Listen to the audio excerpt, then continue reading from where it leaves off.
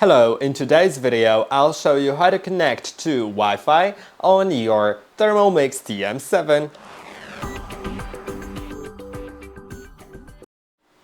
In order to connect to the Wi-Fi network, you can click on the 9 dots on the left sidebar and then find settings, which will be right here. Then you'll find Wi-Fi, and now you can make sure that the Wi-Fi is enabled with this switch right here, and then select a Wi-Fi network you'd like to connect to. Then enter its password and click on Connect.